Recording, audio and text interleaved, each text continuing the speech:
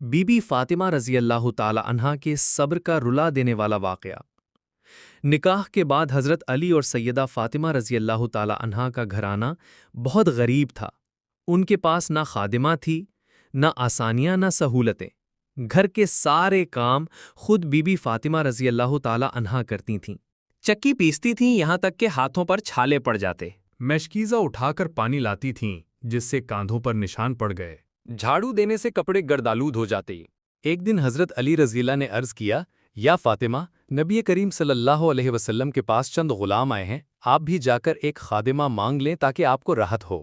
Be be Fatima رضی اللہ تعالی عنہا نبی اکرم صلی اللہ علیہ وسلم کے پاس گئیں، لیکن جب آپ صلی اللہ علیہ وسلم نے اپنے چہرے پر بھوک، فاقہ اور امت کی پریشانی دیکھی تو شرم سے کچھ نہ کہا اور واپس چلی آئیں۔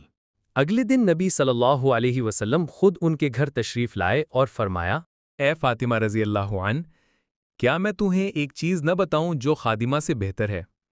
جب تم بستر پر لیٹنے لگو تو 33 بار سبحان اللہ، 33 بار الحمدللہ اور 34 بار اللہ اکبر پڑھ لیا کرو، یہ تمہارے لیے خادمہ سے بہتر ہوگا۔ بی بی فاطمہ رضی اللہ تعالیٰ عنہ نے صبر سے یہ نصیحت قبول کی اور کبھی شکایت نہ کی۔ ایک مرتبہ حضرت علی رضی اللہ تعالیٰ عنہ کئی دن سے گھر میں فاقہ برداشت کر رہے تھے۔ سیدہ فاطمہ رضی اللہ تعالیٰ عنہا کے پاس کچھ نہ تھا، بچے بھی بھوک سے رو رہے تھے۔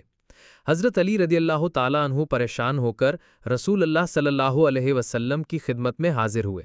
آپ صلی اللہ علیہ وسلم نے فرمایا، علی تم صبر کرو، کیا یہ تمہیں پسند نہیں کہ دنیا ان کے لیے ہو اور آخرت ہمارے لیے؟ بی بی فاطمہ رضی اللہ تعالیٰ عنہا نے بچوں کو گلے سے لگایا اور آنکھوں میں آنسو لیے فرمایا، میں راضی ہوں اللہ کے فیصلے پر۔ سب سے رلا دینے والا صبر اس وقت تھا جب رسول اللہ صلی اللہ علیہ وسلم دنیا سے رخصت ہوئے۔ سیدہ فاطمہ رضی اللہ عنہا غم سے نڈھال تھیں، لیکن صبر کے ساتھ کہتی رہیں، ابا جان، آپ اپنے رب کے پاس چلے گئے، ہم سب بھی ایک دن آ جائیں گے۔